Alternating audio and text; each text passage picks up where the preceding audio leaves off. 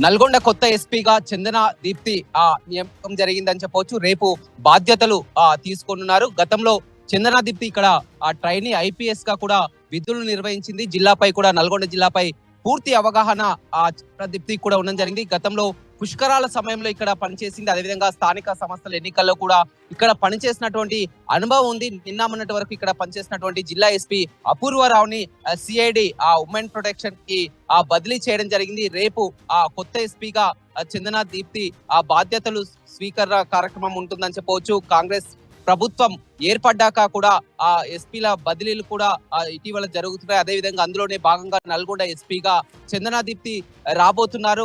గతంలో జిల్లాలోనే ఆమె ట్రైనీ ఐపీఎస్ గా ఇక్కడ జిల్లాపై పూర్తి అవగాహన ఉంది. అదేవిధంగా పుష్కరాలు ఎంతో క్లిష్టమైనటువంటి సమయాల్లో బందోబస్తు పుష్కరాల సమయంలో చెప్పాల్సినటువంటి అవసరం లేదు. పుష్కరాల సమయంలో పనిచేసిన అనుభవం కానీ ఆఫీసులతో కూడా మొత్తం కూడా ఆమెకు జిల్లాపై పూర్తి అవగాహన ఉంది. గతంలో మెదక్ ఎస్పీగా పనిచేయడం జరిగింది. ఆ తర్వాత డీసీపీగా హైదరాబాద్ లో విధులు నిర్వహించడం జరిగింది. రేపు నల్గొండకు ఎస్పీగా బాధ్యతలు తీసుకోనున్నారు. అదేవిధంగా జిల్లాలో కూడా ఇప్పుడు మనం చూస్తున్నాం, జిల్లాలో కూడా ఎక్కడికక్కడ మరి కాసేపట్లోనే ఆంక్షలు కూడా విధించడం జరిగింది. ఏదేమైనప్పటికీ నూతన సంవత్సర వేడుకలు ఘనంగా నిర్వహించేందుకు అన్ని ఏర్పాట్లు కూడా పూర్తి చేస్తున్నారు. అయితే మొత్తం కూడా ఎంతో హంగు ఆర్భాటాలు ఉన్నప్పటికీ కూడా 10 గంటల తర్వాత కూడా పోలీసులు మాత్రం హద్దు మీరితే కఠిన చర్యలు ఉంటాయని కూడా చెప్తున్నారు. 10 తర్వాత కూడా డ్రంక్ అండ్ డ్రైవ్ ని ఏర్పాటు చేస్తామని కూడా చెప్పడం జరిగింది. అదేవిధంగా మితిమీరిన వేగం కానీ ట్రిపుల్ రైడింగ్, అదేవిధంగా హార్న్లు, డీజేలు, బాణసంచా పెద్ద ఎత్తున ఇలాంటి చేసినా కానీ అలాంటి వాటిపై కూడా ఆంక్షలు విధిస్తున్నట్టు కూడా పోలీసులు చెప్పడం జరిగింది.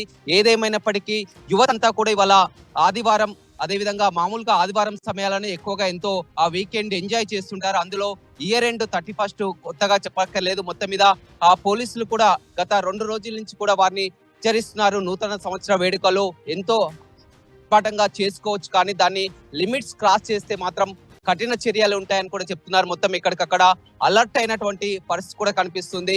బార్లు కానీ వయస్సులు కానీ ఏదైతే సమయం ప్రకటించారో ఆ సమయం వరకు కూడా పూర్తిగా క్లోజ్ చేయాలని కూడా చెప్పడం జరిగింది. మొత్తం గీజేలు కూడా పూర్తిగా నిషేధించడం జరిగింది.